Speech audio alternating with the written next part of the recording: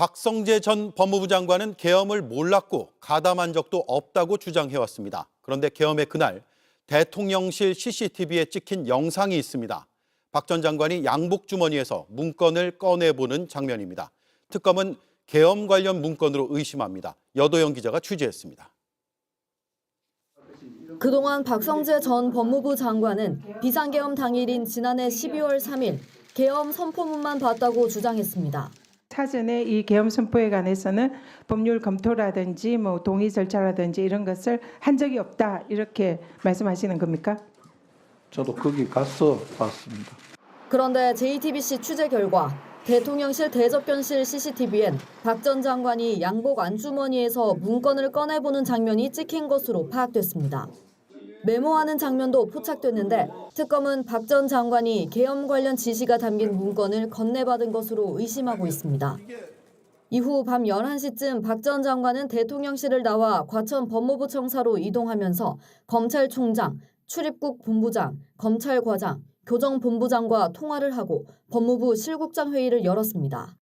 이때 검사 파견과 출국 금지, 구치소 수용시설 점검을 지시했다는 의혹을 받고 있는데 특검은 이미 비상계엄의 위법성을 안 상태에서 지시를 내린 걸로 보고 불법 비상계엄에 가담한 내란 중요임무 종사와 직권남용 혐의를 적용했습니다. 박 전 장관은 특검 조사에서 CCTV에 찍힌 장면에 대해선 기억이 나지 않는다면서도 위법한 지시를 한 게 아니라고 주장했습니다. 공방을 다 부인하신 거예요? 나는 통상 업무를 했을 뿐입니다. 법원은 다음 주 박 전 장관에 대한 구속심사를 진행할 예정입니다. JTBC 여도현입니다. 계엄의 그날 밤 퇴근했던 구치소와 교도소 담당자들이 다시 출근했습니다. 그에 앞서 박성재 전 장관이 교정시설의 수용 공간을 확보하라는 지시를 한 것으로 특검은 의심합니다. 실제로 어떤 지시가 있었는지, 무엇을 위한 것이었는지가 내란 중요 임무 혐의의 핵심으로 보입니다. 박창규 기자입니다. 내란의 밤 10시 28분 윤석열 전 대통령 입에서 계엄 선포란 단어가 흘러나왔습니다. 법적으로 계엄 상황 시작 시점입니다. 밤 11시 4분 박성재 당시 법무부 장관은 신용의 교정본부장에게 전화를 합니다. 이후 신 본부장은 서울 지역 교도소장들과 연이어 통화한 걸로 알려졌습니다. 밤 11시 30분 박 전 장관은 법무부 고위 간부 회의를 열었습니다.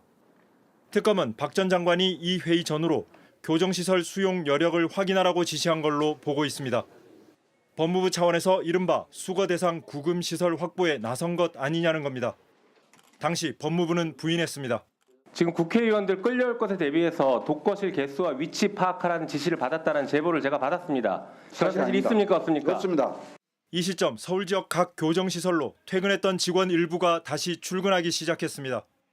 자정을 넘긴 0시 19분 서울구치소에 수용자 방 배정을 담당하는 직원 전모 씨가 도착했습니다. 1분 뒤 같은 업무를 하는 이모 씨가 출근했습니다.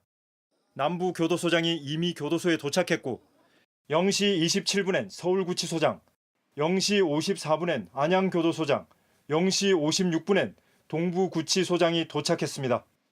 새벽 1시 전 직원 비상대기 연락이 내려졌고 1시 9분부터 장관 지시사항 전파 화상회의가 이어졌습니다. 이후 수용 공간 확보 지시가 있었다는 제보가 여러 곳에서 쏟아졌습니다. 전국 교도관 학대 간부 회의가 있었고 구치소 교도소 룸을 다 비워라, 다 잡혀 들어올 거다, 이런 내용의 회의였다고 저도 제보를 받았습니다. 박 전 장관 측은 계엄 뒤 소요나 폭동 등이 있을 수 있으니 점검하라는 차원이었다고 해명하는 걸로 알려졌습니다. 네, 뉴스들 정리해 주실 텐데 먼저 조금 급한 소식들부터 좀 전해주실까요? 첫 번째 키워드는 박성재입니다. 네. 내란 특검이 어제 저녁 7시 40분쯤에 서울중앙지법에 박성재 전 법무부 장관에 대한 구속영장을 청구했습니다. 혐의는요, 내란 중요 임무 종사 플러스 직권남용입니다. 근 한 1년 다 돼가는 것 같은데 너무 늦은 건 아니에요? 너무너무 늦었어요. 너무너무. 도대체 아직도 여기 있었단 말이야? 이런 생각이 드는데. 제일 핵심 인물 중에 한 명 아니에요? 그렇습니다. 박성재 전 장관은 그 윤석열 전 대통령이 계엄 선포하던 날 오후 8시에 먼저 소집해서 그 이야기를 전했던 5명 중에 한 명이고요. 그리고 계엄 선포 후에 아주 빠른 속도로 자신이 해야 할 일을 했습니다. 그러니까 검찰과장한테 계엄 사령부에 합수본이 생길 거니까 거기에 검사를 파견할 거다. 출입국 본부장에게 출국 금지팀을 대기시켜라. 네. 그다음에 교정본부장에게 이 포고령 어긴 사람들이 구속 추감돼야 되니까 그 수용 공간, 교정 시설을 확인해라. 이런 것들을 다 순차적으로 지시했다라고 네. 특검은 보고 있습니다. 그러니까 비상계엄에서 굉장히 중요한 역할을 했을 거라고 당연히 이제 여러 정황들이 좀 보여주고 있는 것 같고 네. 그래서 이제 내란 중요 임무 종사 뭐 등으로 아마 영장 청구한 것 같은데 너무 늦은 거 아닌가 하는 생각이 들기도 하고. 심우정 검찰총장이 수사를 안 한 거죠. 그래서 또 그런가요? 법무부 장관이기도 하고 예. 이렇게 뒤늦게 특검이 수사를 한 것 같은데 좀 증거들을 확보를 제대로 한 것 같아요. 예. 예를 들어서 그 12월 3일 날 그 비상계엄이 선포된 이후에 법무부 장관이 중요 임무를 부여받아서 네. 실행에 옮겼다는 부분들을 특검이 확인한 거 아니겠습니까? 그래서 합동수사본부 계엄사령부 합동수사본부의 검사 파견 이 검토라고 그랬고 네. 출국금지팀 대기시켰고 그다음에 교정본부장에겐 수용공간 확보해라라고 했기 때문에 저는 이 불법계엄에 아주 순응적으로 적극적으로 네. 뭐 이렇게 임무를 수행했다. 그러면 이거는 이상민 전 행안부 장관과 네. 거의 동등한 수준이지 않을까 싶어요. 거의 동등하거나 어쩌면 더 강력할 수도 있죠. 그럴 수 있을 것 같은데 너무 늦은 건 아닌가 하는 생각이 물론 이제 여러 증거들이나 정황들을 뭐 특검이 잘 파악을 했겠습니다만 조금 시기적으로 늦은 건 아닌가 하는 생각이 좀 들기는 하는데 이렇게 되면 주요 인물들은 이제 거의 다 갔다고 보면 되나요? 아니면 좀 더 남아 있을까요? 뭐 우리 변호사님 보시기는 어떻습니까? 거의 뭐 내란 특검 같은 경우는 거의 다 된 걸로 이제 보여지는데 네. 까다로웠을 것 같아요. 이제 말하자면 국민 정서랑 네. 법 정서가 다를 때 법리로서는 네, 까다로운 부분이 있긴 있었다라고 네. 보여지는 게 있고, 그러니까 일단 이것부터 체크를 하면 특검을 원래 하는 경우는 두 가지거든요. 네. 핵심 권력에 대한 공정한 수사를 기대하기 어려울 때, 네. 두 번째가 검찰 내부의 인사에 대한 수사와 기소를 해야 될 때, 네. 이 두 가지예요. 근데 지금 정권이 교체됐단 말이에요. 예. 박근혜 대통령 때랑 다른 거는 교체된 이후에 특검이 출범하는데 그게 무슨 드루킹 특검처럼 지금 권력에 대한 수사가 아니잖아요. 사실 원래는 특검 필요 없습니다. 권력이 바뀌었기 때문에.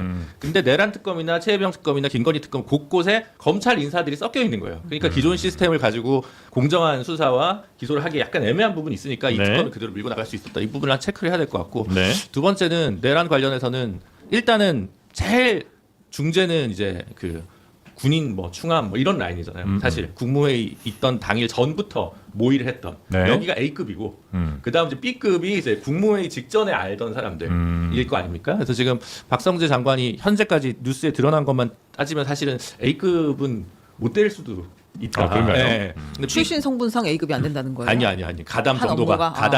가담 정도가 그 전부터 모의했던 아. 정황 같은 건 좀 부족한 것 같은데 그 뒤에 수습 과정에서 이제 뭐 적극적으로. 삐뿔 정도로 이제 격상됐는데 대부분 지금 문제는 뭐냐면 이거 점검해봐라, 체크해봐라 네. 이런 정도란 말이에요. 그러니까 이상민 장관은 단수해라, 단전해라, 뭐 언론사를 덮쳐라, 뭐 이런 구체적인 거보다 명령을 내렸는데 내렸는데 조금 이게 뭔가 약하니까 특검에서 이 법리 구성을 어떻게 하지, 이거 내란으로 안 될 수 있을 것 같은데 막 하니까 직권남용을 하나 이렇게 툭 예비적으로 던져서 어쨌든 무죄는 좀 막아보자 이런 고심을 한 게 아닌가 이렇게 보여집니다. 네. 어떻게 뭐 박성재 전 장관에 대한 영장 청구는 특별히 더 해주실 말씀이 없을까요? 없죠. 근데 이때 누가 법무장관이라 하더라도 그 요 정도 회의에 했을 거다. 그러니까 참석한 이상 네. 뭐 이 정도 할 수밖에 없었다고 생각합니다. 운명이죠, 결론은. 계엄 자체가 불법이 됐으니까 네. 지금 이제 단죄를 해야 한다 이렇게 되는 거지만 네. 당시에 계엄이 뭐 선포가 됐는데 네. 법무부 장관도 회의도 갔어, 네. 국무회의도 갔어. 네. 근데 아무것도 안 하고 나는 이건 아니야라고 했을 수 있을까? 그런 판단할 수 기회가 몇 번 있을까? 있긴 있었잖아요. 제 생각에는 사람마다 다르게 반응할 수 있었을 것 같은데 근데 그런 분은 없는 것 같아요. 그 회의 참석한 분들의 행간 사람 중에서는 나중에 보니까 다 그렇잖아요. 아니, 뭐 근데 쪽지도 뭐 네. 건너받았다는데 보니까 그것도 아니고 뭐 아. 여기 다 있었고. 아니 근데 항상 그 한동훈 전 대표가 주장하는 것이 자기는 듣자마자 이건 잘못된 계엄이라고 얘기했다는 거잖아요. 다른 사람이 여당 대표로서. 네. 근데 아마 여당 대표가 또 다른 사람이면 다른 선택을 했을 수도 있을 거고. 그렇죠. 법무부 장관이 다른 사람이면 1차적으로 말리고 2차적으로 거기서 시키는 걸 대충 하거나 안 하거나 그럼 하면 만약에 한동훈 전 대표가 당시에도 법무부 장관이면 어떻게 됐을까? 그랬으면 또 달랐을 수도 있는 거잖아요. 제가 여쭤본 적 있어요. 그 자리에 만약 계셨으면 네. 어떻게 했냐면 근데 물리적으로 정말 막았을 거다. 물리적으로 그러니까. 정말 이걸 저는- 바지가랑이를 잡아서라도 막았을 거다. 그 말씀만 하셨어요. 그러니까 이제 예, 아마 우리 기자님 말씀이 네. 박선재 그렇죠. 장관이 그럴 수밖에 이 자리에 있었으면 그럴 수밖에 없었다라는 얘기 아니, 듣는 그럴 확률이 상당히 높았다. 이 얘기예요. 그럼 너무 아니, 저는 그래서 이제 뭐냐면 이게 형량에 약간 이상민 장관보다 약하게 나오더라도 놀라지 말자. 아, 이런 우리가- 정도 얘기인 거죠. 아, 그래요? 네, 그러니까 심리적으로 우리가 이제 불만인 거랑 네. 이제 정서적으로 불만인 거랑 법리적으로는 약간 단전단수하고 지금 언론사 이거 하라고 하는 거에 비해서는 훨씬 약할 좀 수도 있다. 정하다고 재판부에서 판단할 수 있다. 이건 어떻습니까? 이게 법무부 장관이잖아요. 네. 그러니까 그 법을 우리나라의 국법을 가장 그래도 잘 아는 사람 중에 한 명일 거고 그걸 잘 지켜야 된다는 그 어떤 확신, 신념 이런 게 있는 사람이라고 우리가 추정할 수 있잖아요. 법무부 장관이니까. 아예 그래 추정하면 안 되죠. 아니 그래야 되잖아요. 당위적으로 보면. 당위적으로. 그렇다면 그 계엄 상황에서 법적으로 이게 얼마나 어떤 문제들이 있는지 아니면 그 과정에서 이런 문제들이 있을 수 있다고 직언을 해야 될 의무가 있는 건 아닌가. 그렇죠. 예. 예. 그러니까 사람에게 충성하면 안 되죠. 아니 그러니까 저는 그거예요. 사람에게 충성해서 문제인 사실 거예요. 뭐 이상민만 아니라 그 우리가 잊고 있는데 김용현, 예. 김용현과 이상민이 그 계엄의 주무부처 장관들이잖아요. 예. 국방부 장관, 행안부 장관. 예. 거기에 이제 법무부 장관이 그 역할을 했다는 것인데 네. 사실 그냥 단순한 거예요. 이게 당시 국무위원이니까 대통령이 비상계엄 하는데 거기서 어떻게 어깃장을 놓을 수 있겠냐. 따라갈 수밖에 없다라는 논리. 이게 법적으로 처벌을 면할 수 있겠느냐. 아닌 것 같아요. 왜냐하면 나라 팔아먹는데 거기에 그냥 대신들이었다고 서명해서 그냥 시킨 대로 했다라고 했을 때 그 사람들이 나라 팔아먹는 데 있어서 네. 죄를 면탈할 수 있느냐. 그건 또 아닌 것 같아요. 네네네. 자 그래서 구속영장이 청구됐다는 소식 네. 전해드렸고요.